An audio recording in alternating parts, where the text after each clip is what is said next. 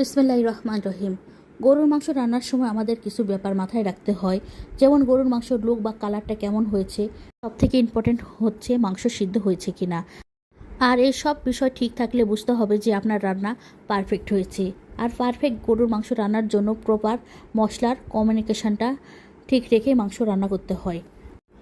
আশা করছি পুরো ভিডিও দেখার পর আপনারাও গরুর মাংস পারফেক্টভাবে টেস্টি করে রান্না করতে পারবেন। আর আমার এই ভিডিওগুলো আপনাদের ভালো লাগলে আপনারা আমার চ্যানেলকে, পেজকে সাবস্ক্রাইব করবেন, ফলো করবেন, লাইক করবেন, কমেন্ট করবেন, শেয়ার করবেন।